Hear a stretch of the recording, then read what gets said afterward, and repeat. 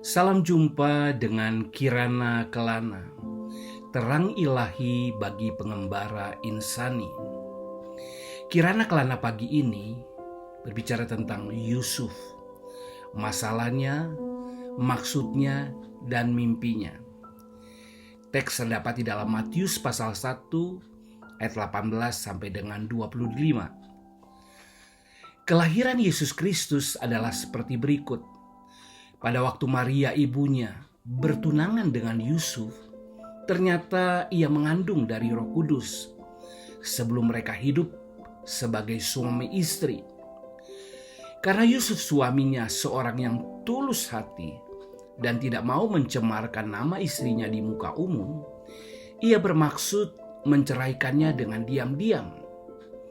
Tetapi ketika ia mempertimbangkan maksud itu, malaikat Tuhan nampak kepadanya dalam mimpi dan berkata, "Yusuf anak Daud, janganlah engkau takut mengambil Maria sebagai istrimu, sebab anak yang dikandungnya adalah dari Roh Kudus. Ia akan melahirkan anak laki-laki, dan engkau akan menamakan dia Yesus, karena dialah yang akan menyelamatkan umatnya dari dosa mereka." Hal itu terjadi supaya genaplah yang difirmankan Tuhan oleh Nabi. Sesungguhnya anak darah itu akan mengandung dan melahirkan seorang anak laki-laki, dan mereka akan menamakan dia Immanuel, yang berarti Allah menyertai kita. Sesudah bangun dari tidurnya, Yusuf berbuat seperti yang diperintahkan oleh malaikat Tuhan itu kepadanya. Ia mengambil Maria sebagai istrinya, tetapi tidak bersetubuh dengan dia sampai ia melahirkan anaknya laki-laki, dan Yusuf menamakan dia Yesus. Pertama yang kita lihat di dalam kisah Yusuf ini adalah masalah hidup. Kisah ini diawali dengan dua sejoli yang bertunangan. Sang pria adalah Yusuf dan gadisnya Maria. Betapa indahnya seharusnya kisah cinta ini. Namun masalah pun datang melanda. Yusuf mendapati Maria mengandung sebelum mereka hidup sebagai suami istri. Betapa malangnya. Mungkinlah demikian desakan Yusuf dalam hatinya. Masalah adalah bagian dari hidup, baik bagi setiap pribadi, bahkan setiap keluarga, atau pendeknya setiap orang yang hidup.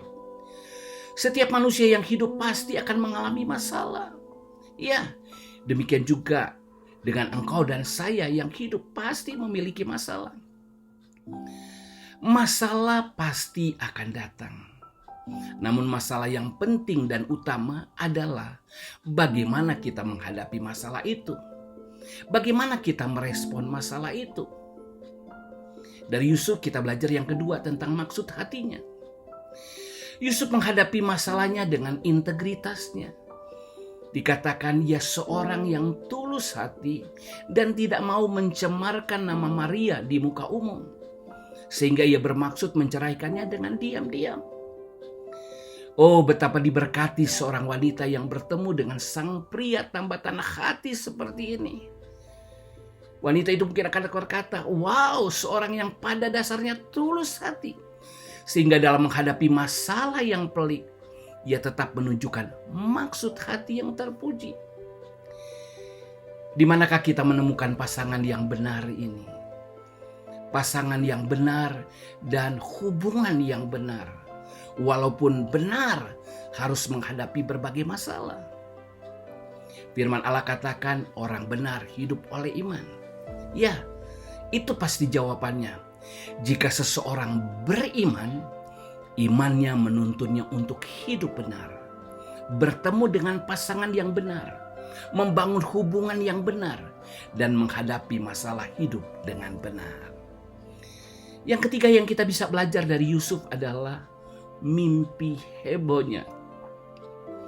Ketika Yusuf mempertimbangkan maksud hati itu, malaikat Tuhan nampak kepadanya dalam mimpi. Malaikat Tuhan berkata, "Yusuf anak Daud, janganlah engkau takut mengambil Maria sebagai istrimu, sebab anak yang di dalam kandungannya adalah dari Roh Kudus. Ia akan melahirkan anak laki-laki dan engkau akan menamakan dia Yesus. Karena dialah yang akan menyelamatkan umatnya dari dosa mereka. Masalah Yusuf dan Maria sesungguhnya sangat menghebohkan. Namun kemudian mimpi heboh menenangkan dan menjelaskan semuanya.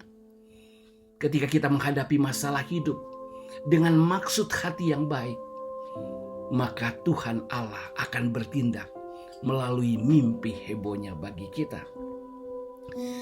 Efesus 2 ayat 10 berkata, karena kita ini buatan Allah, diciptakan dalam Kristus Yesus untuk melakukan pekerjaan baik yang dipersiapkan Allah sebelumnya.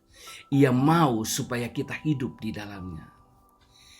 Jika kita mengenali siapa kita di dalam Allah, kita adalah buatan Allah, masterpiece-nya Allah, maka kita akan menyadari adanya suatu pekerjaan baik bagi kita yang telah dipersiapkan Allah sebelumnya. Seperti Yusuf dicerahkan melalui mimpi, demikian dengan engkau dan saya akan dicerahkan melalui mimpi juga. Atau lebih baik saya katakan impian yang Allah taruh dalam hatimu dan hatiku. Di dalam perjanjian lama kita juga bisa belajar dari seorang yang bernama Yusuf juga. Kepadanya diberikan mimpi, impian. Seperti kepadanya ditanyakan, mimpi apa mimpimu itu? Kiranya kita juga bertanya kepada Allah, mimpi apa mimpiku itu? Haleluya, selamat tahun baru, selamat mengerjakan dan menjalankan mimpimu dari Allah. Haleluya.